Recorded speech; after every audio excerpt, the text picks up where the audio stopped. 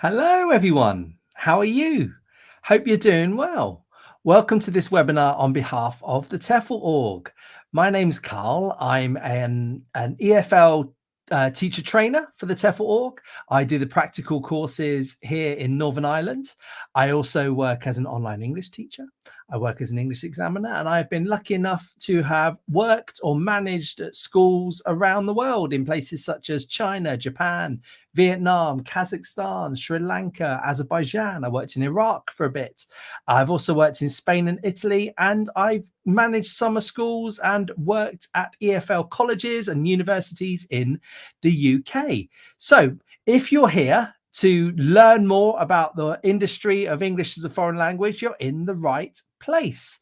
Today's webinar is one of a series of webinars we've done on a range of topics. And today's one's going to be about what to do to get your job search going. What the steps are basically in order to find a job. And I think this is really good for people who might just be thinking about getting into TEFL or who have already got their certificate and are going to try and find their first job. I'm here in Northern Ireland. Please let us know where you are in the world. Say hello in the chat. It's always good to see where everyone is. This is a live webinar, but of course, you can watch it at any time on YouTube, Facebook, or even LinkedIn. Right, let's get going with this presentation I've got.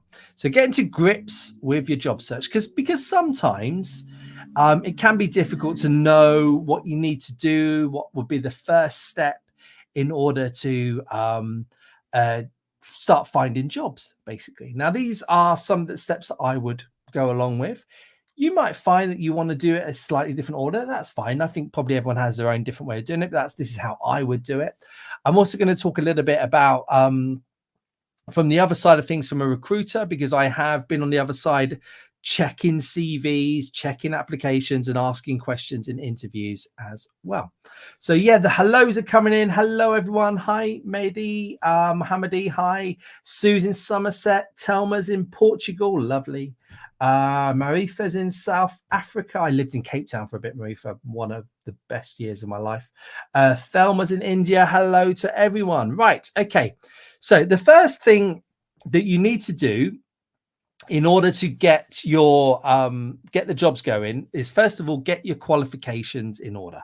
So if you are already studying the 120-hour TEFL course that we offer here at the TEFL org, for example, you basically can't really get applying until you've got your certificate.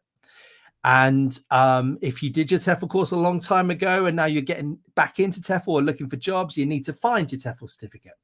Companies won't really take you on unless you've got that 120-hour certificate. They so, you know, really make sure you dig that one out and get that one.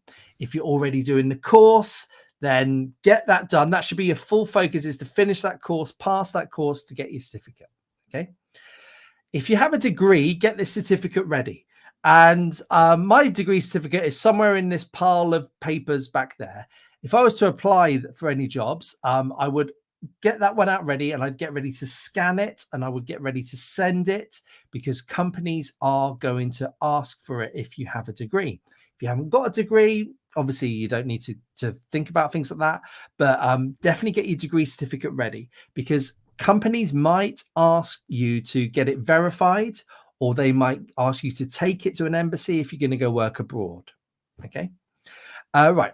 Think about any school qualifications. So I'm 40 so years old. I don't know why I'm starting to tell my age, but about 10 years ago, I was asked by a company that I was applying for to if I could show them my school qualifications at the age of 16 and at the age of 18. Now, this is quite rare. I've not been asked this before. This is the only time I've ever been asked this. But companies might ask to see your certificates from school. Okay. And I think this is especially true if you're a non-native speaker and you have to sort of prove your English level or prove that you studied in English a bit. Companies might ask for this. Now, I'm not saying right now you need to go.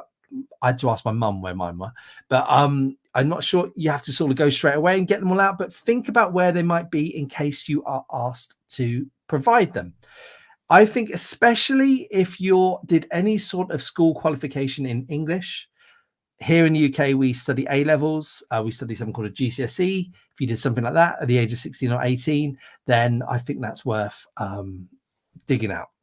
Also, if you've done any sort of foreign languages to show that you've got qualifications in German or French or Spanish, for example, because that's a good way of showing that you have got an idea about language courses and you have studied them and you know what's good and what's bad. Also, in terms of that, maybe think about getting an academic referee or an academic reference. So if you haven't worked before in TEFL, the only referee you might have might be from your school, might be from your university. If you have never had a job before, that might be a referee that you might need to give in terms of being able to show that you're a trustworthy person. So get that in mind. Who are you going to ask? Maybe contact them and let them know that you're applying for jobs. You're going to be applying for jobs. Are they happy to give a reference? What's their email address? What's their phone number, for example? Things like that. Right. Thank you, guys. I can see some comments already coming in. Please do get any questions you might have about teaching English as a foreign language in there. If you've got any comment, any tips like Calvin has put in there, it's a great tip. I'm going to show that in a minute. Then please do put them in there, and we will get to them at the end. Any questions at all? It doesn't have to be about job searches. Could be about countries. Could be about anything at all. I should also say that Alan is monitoring the chat, and he might answer the question quicker than I do. Right. So you got your qualifications in order. What I would next do is do an outline of a CV or start writing the CV, but definitely start thinking about all the different sections that you're going to have. Now, I've done webinars where I talk specifically about TEFL certificates for 40 odd minutes. I'm not going to talk about the CV. Sorry, I talk about TEFL CVs for 40 minutes. Might be worth watching that. But these are some of the sections that TEFL CVs tend to have. Now, the first one is personal information. So that's simple things like your name. Now, but for TEFL, if you're teaching abroad, some of the things you might want to also think about is your nationality, putting that in the personal information. Languages you speak, I would put that in the personal information. I would also put my age in there. Now, it's not common in a lot of countries to put your age in the personal information, but the reason why TEFL companies tend to want to see that is because there are age ranges in terms of who can get a visa. And if you might be 20 something, but how would they know that from looking at your CV? If you put your date of birth in there, they can see if you are actually eligible for the visa that you might need. Get a friendly photo. Now, what I mean by a friendly photo is a photo of you sort of looking like you want to teach or you're a happy person, not a passport photo where you're very, very serious. You know, show that you're approachable, show that you're nice, show that you're friendly. Put that there. Now, again, it's not common necessarily in the UK. I don't know about other countries to put a photo in your CV, but it is really expected in big parts of Asia. And they are looking basically to see that you're a nice, happy person. Unfortunately, they are also looking to see that you don't have any sort of mad tattoos in your face, any big earrings or nose piercings, because that can sometimes be seen as a bit of a taboo, wrongly or rightly, depending on your opinion, in various countries. So they are looking for that. So, take some time, don't be holding a beer or anything like that. Take a nice photo of you looking a bit smart, looking a bit nice, looking a bit friendly. Then look at listing your qualifications. Start with your TEFL certificate, then maybe your degree. If you have one, then your school qualifications or any other sort of certificates that you might have around the field. You might want to go into a bit of detail about your TEFL certificate. Have you got the advanced one? Have you done any extra modules? That kind of thing. Did you do any practical side of things? I should also say on the blog page, we have of our website, tefl.org/blog. We have a page where we talk about CVs. And Alan just put that in the chat. Thank you, Alan. Then after qualifications, I'd look at putting work experience. Now, obviously, for people that are quite young, they might not have loads of work experience. People might not have any experience of teaching English as a foreign language, but I would highlight any jobs that you might have had where you're training people, where you've worked with children, where you have dealt with customers, any sort of job where you're communicating to groups of people, things like that, are really good to show that you are you know how to deal with people, because TEFL is a people business basically. If you're working online, you might put any experience in there where you've worked with video calling systems or shared documents, that kind of thing. Now, so then other information. Now, I have seen CVs where people want to tell me their favorite computer games, and I've seen CVs that that have also told me about their favorite films. Not sure much of stuff like that is relevant. What the sort of thing that people abroad might be looking for is anything where you're, or any sort of TEFL recruiter really, anything where you've dealt with other cultures. So have you got any travel experience? Have you dealt with people in your own country where foreigners have come, that kind of thing? TEFL people like that sort of thing. You might also want to talk about anything where you're interested in the culture. So, you know, have you read any Chinese books? Have you read any, have you watched any Chinese films if you're applying for jobs in China, that kind of thing? If you're working online, I would have a section about computer knowledge. So I'd have sections about, you know, competent in using Google education suite, competent in using Microsoft Teams, all that kind of thing. And then you might want to start thinking about an employer referee. Have you got anyone that you can trust to give a reference that would say that you're a nice person, basically? Ideally in the TEFL world, but maybe not. If there's a referee about, if you've got a referee about any sort of education job you might have had, that's also perfect. Right. I'm really loving these tips that are coming in. Lizzie, Calvin, thank you very much. Gristella, David, I'm going to get to your questions as well. Please do get them in the chat after I've finished this. Put them in the chat now, and after I finish this presentation, I will get to them. Right. So then the next thing is you're starting to think about where do you want to go in the world. Now, if you're working online, the thing that you probably want to think about really is sort of time zones here. So, you know, I did some examining work last week in China where they wanted me to start at 3-4 a.m. in the morning. I did it, but I wouldn't do it all the time. I wouldn't want to do that full time.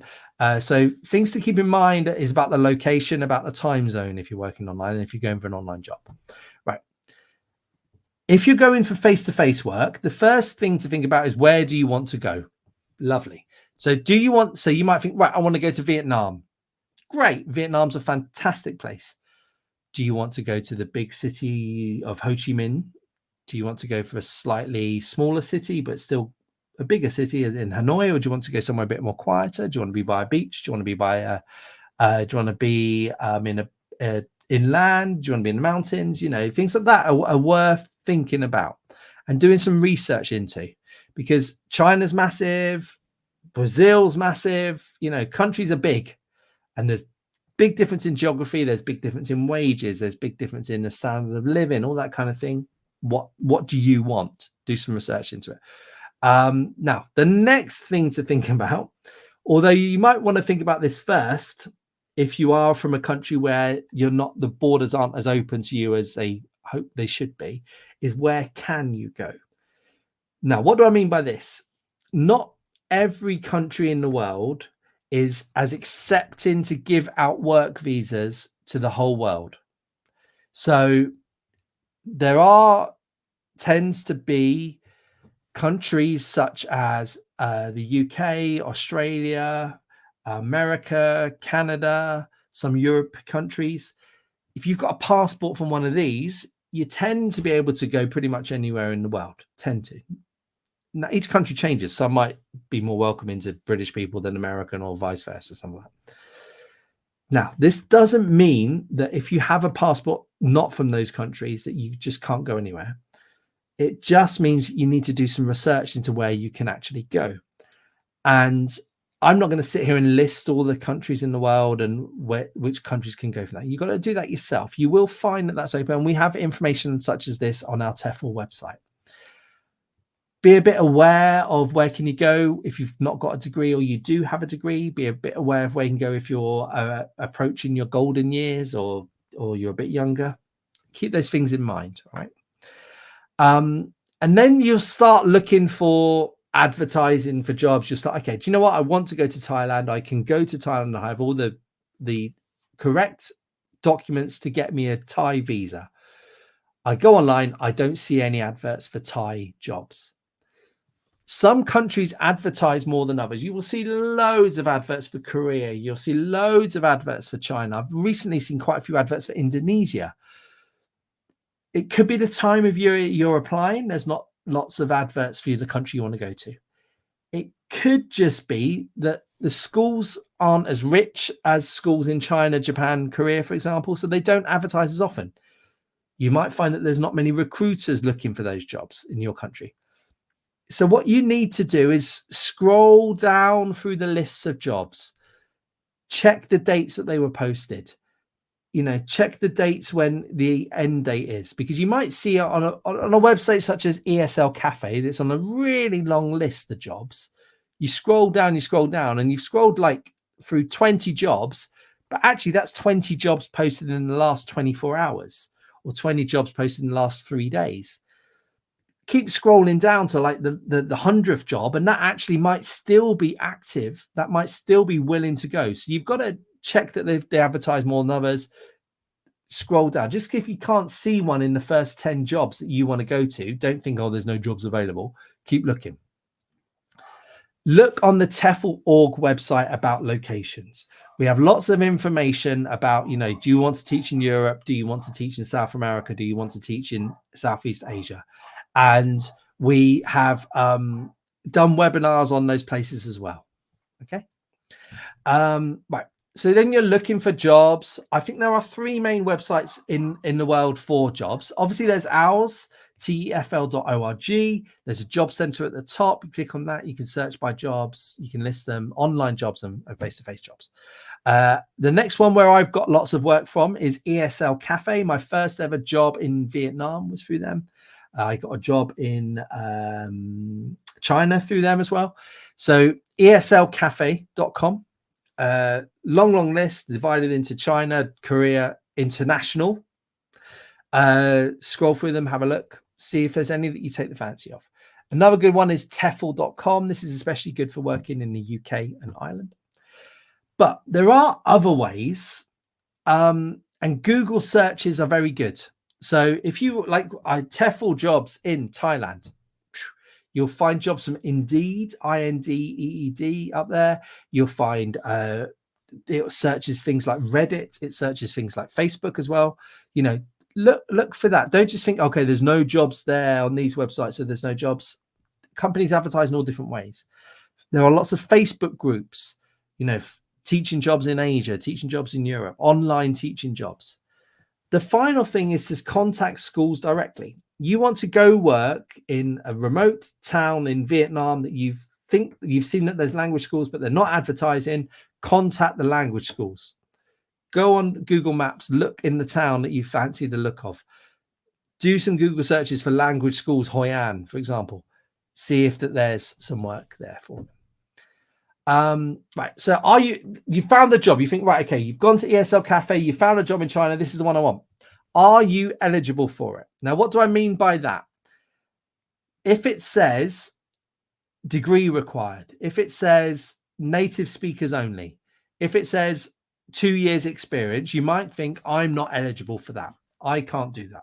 Don't dismiss these jobs instantly. Don't just think, right, oh, because that I can't get that job. Companies tend to aim high. If I'm doing an advert and I'm paying for an advert, I'm not going to necessarily put in the advert, any old teacher can apply. I want to look professional to my clients, to my customers, to my students. And I might put, yes, and I might also advertise that my teachers are experienced with 2 years, have a range of certificates. In my experience, companies aim for this, but they're quite happy to take on people who necessarily don't have that. So don't just think, okay, oh, I can't do that, I'm not going to apply. Think about it going, there's no harm in trying for these jobs. If you've got your qualifications in order and you think they look good, if you've got a nicely written CV, you think that looks good, there's no harm in trying for them. The other thing that I've been told is that people get put off by adverts where there's grammar mistakes. They get put off by adverts where there's spelling mistakes. Quite often, these adverts are not written by people with a high level of English. They can be written by people with a sort of intermediate level of English. They might also be, in terms of like what they display, might not be what you're used to, because it's cultural difference. If you're looking and there's no wage, and you think, well, I'm not going to apply for that one, there's no wage. It could just be that they're from a place where it's not common to display the wage in the advert. Still look at them and still go for them. If I was you, don't necessarily just dismiss them because you think, oh, that grammar's bad on that one. I don't want to go work for a school where there's bad grammar. Or it doesn't tell me this, and I'm not going to apply for that. Then don't send the same application repeatedly. I've advertised jobs in schools that I've worked for, and they've been quite different jobs. And one might be job teaching adults, one job might be teaching kids. And the same people apply for it and they send exactly the same application. And drives me mad, and I didn't give them a job. There will be subtle differences between adverts. So if you've seen 20 jobs for Chinese schools, you think, right, do you know what? I think I've written a bit about Chinese students. I'm just going to send that off. Some might have things like different ages, and you might need to do your CV slightly different if you've got a bit of experience. You might need to do a different cover letter. Look at the age of the students that they're advertising, because the way you teach, the things will come up in interview is different. Look at the types of classes. Are they business English? Are they academic English? Are they exam English? Because again, that changes. Look at the levels: intermediate, beginner, advanced. A school might say we've got 300 beginner students. Another school might say we've got 100 upper intermediate students. The way you teach, the way you apply for jobs will be different. And what you might need to do is especially tweak your cover letter to say why you want to teach that age range, that type of class, or that level. But if you can, you might even put that in your CV a bit more to show that you've got experience of teaching business English, whatever it might be, or you know about business English. So look carefully. Don't be tempted to apply for dozens at a time. We hear quite often at TEFL.org, people go, I've applied for 412 jobs in 3 days, and I've not heard back from any of them. There's nothing such thing. There's no jobs out there for me. Right. You might be desperate for a job, but take your time. Find the jobs that you really like the look of first. Apply for those first. Okay. Don't think, right, there's 30 jobs in China listed there. I'm going to apply to all 30 by the end of tomorrow. Take your time. All right, look at it.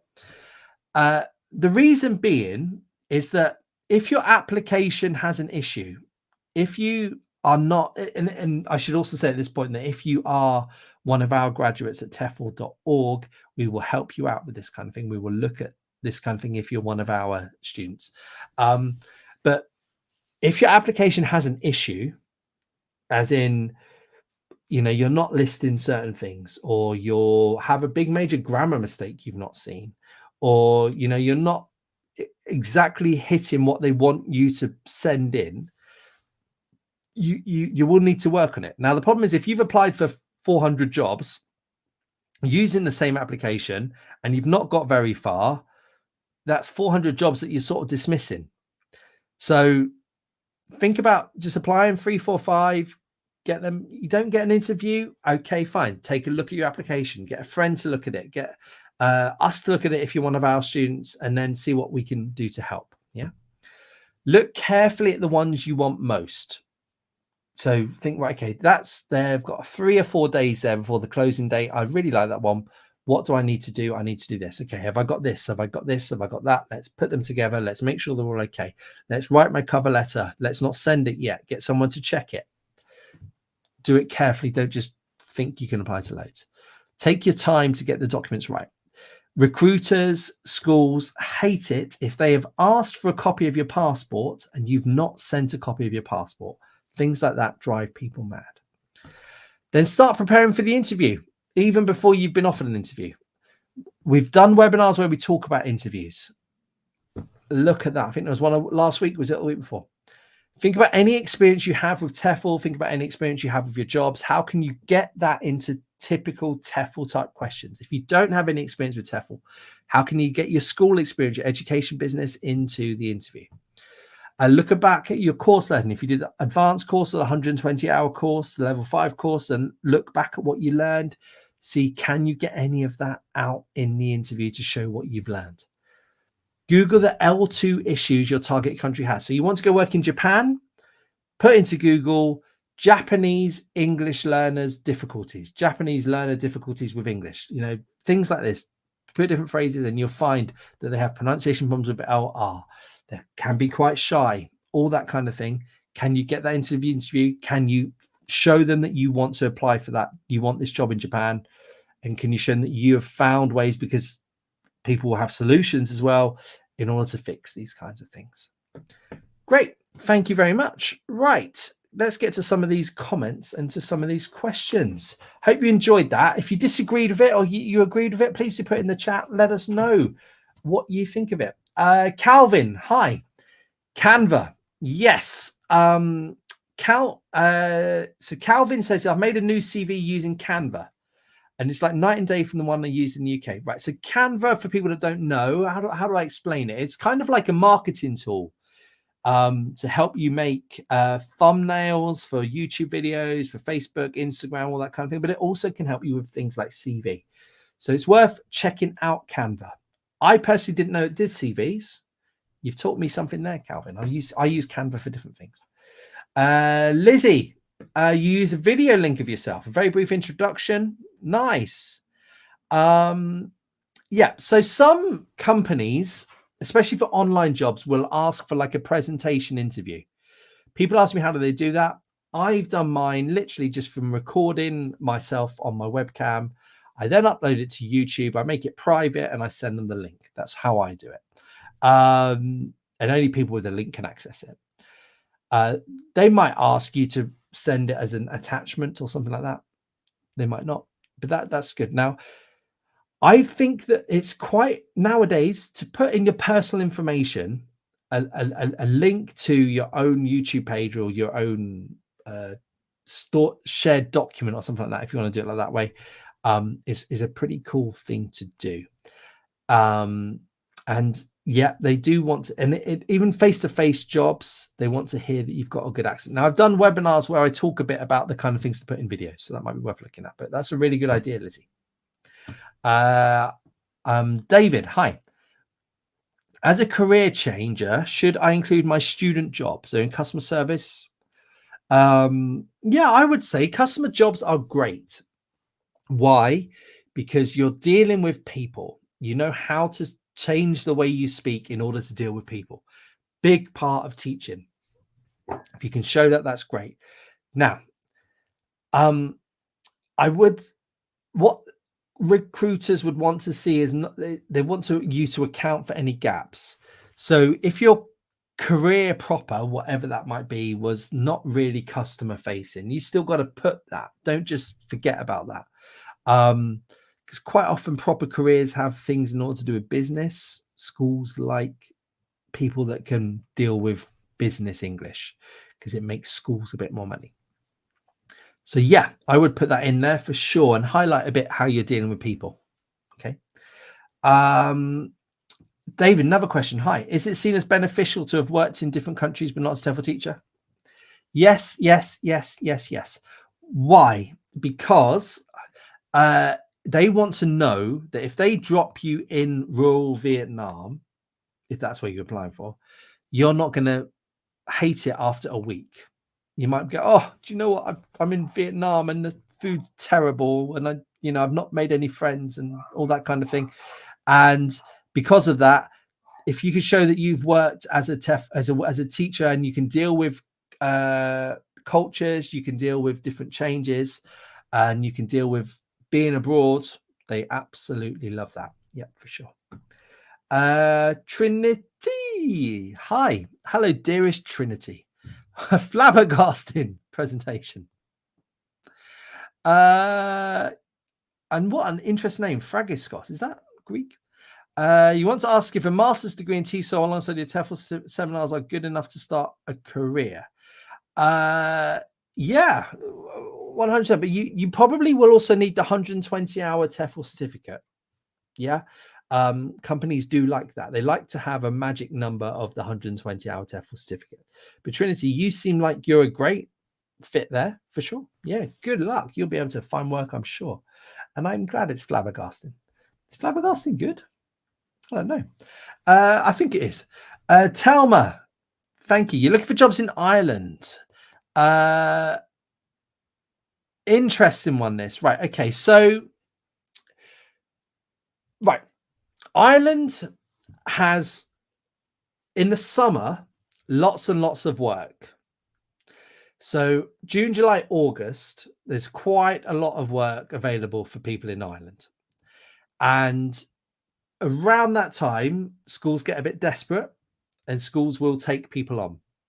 Now, the rest of the year, schools can be a bit picky in terms of what sort of jobs, what sort of certificates people have. And they might be advertising, they might want people who have had longer practical experience within the qualification. And there are courses out there and they're quite expensive, but they do like a month of practical experience and they're quite in depth and they go for it. Now, the majority of jobs around the world do not expect you to have this, but there are certain countries and there are certain companies within countries that sort of pay a bit more, are a bit more picky, and they want people to have had a longer qualification, such as a CELTA. And the CELTA is a good qualification. I have a CELTA. It's expensive, and I don't think it's needed for the majority of jobs. But if there are specific places, Telma, such as these down here in Dublin, and you want to work there year round, and they expect you to have more qualifications, then you might need to go for it. Now, if you take the weekend TEFL course, it will help you. For sure, it will help you. But I'm not sure for year-round higher grade jobs in Dublin, it will necessarily get you straight in there. You need to look specifically at what they are asking for in the job adverts and see exactly what sort of qualification they want. Now, if they say a weekend practical course plus 120 hours is enough, fantastic. But if they don't, then, you know, I don't want you to waste your time, Tom. You might need to go for a longer qualification. Okay. Good luck. Joan VR. Yes. You could use your LinkedIn profile. Yeah, for sure. Do you mean like as in link to it? Yeah, I think that's a good thing, especially if you've got like recommendations from people and that kind of thing. That really helps for sure.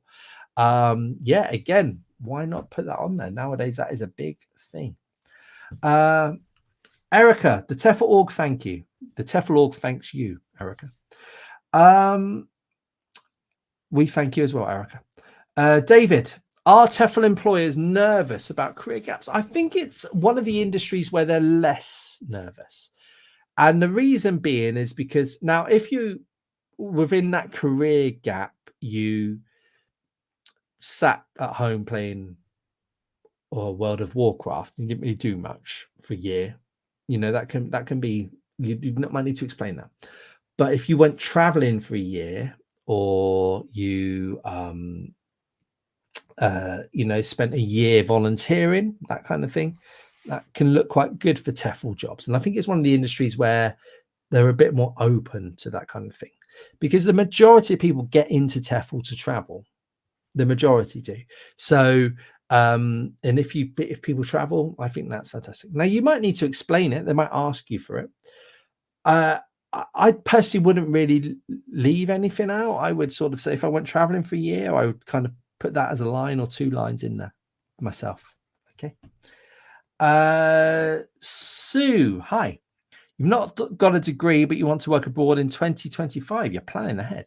You got your level 5 TEFL Business English and IELTS practice diploma. Right, where's the easiest place to get accepted without a degree? If you've got an EU passport, Europe is pretty good for getting accepted without a degree. You've got a good level of qualifications there. You'd be able to get into a lot of schools in Spain or Italy, I think. Next, Cambodia is pretty good if you want to go further afield. That would work pretty well for you. I think I've done. I should say I've done webinars where I talk about teaching English without a degree abroad. So just go for that. Top of my head, where else you could think? You might want to think about, if you want to go to Japan, you could maybe go on the working holiday visa. It's a little bit more tricky than going on the normal visa, but there are options there. I'm trying to think of other places. I'm sure Alan will put onto the chat a link to the countries without a degree. Some places in Central America are quite good without degrees as well. So there are options for sure, especially with that kind of thing. All right. Yeah, Alan's just put them in the chat. 4:37 p.m. Thank you, Alan. Right. I think that's all the questions I think we've got to. Thank you, everybody that has listened. I hope I answered your question. If I didn't answer your question, please do send us a message. You can send us a message for our Facebook page. You can go on our website, tefl.org, and at the bottom there's a chat with us function. We also have a Facebook group. This is different from our Facebook page. Group is like a discussion group. People put in problems like, oh, I don't know how to teach the present perfect. People help them. Or I want to go teach in China. Can anyone help? And people help them. It's like a discussion group, basically. So get in there. You can speak to, I monitor it. Alan monitors it. There's the TEFL org staff monitor it. And it's a real good place for information. Also, our website is really good. We've got loads of good blog pages, tefl.org. And we've done lots of webinars where I talk about a whole range of subjects as well. So if you fancy looking at this big head again, there's lots of pages, lots of videos out there for you to watch. Thank you very much, everybody. Please do like us and all that kind of thing, because, you know, I'm a vain person. Have a good day. Bye-bye.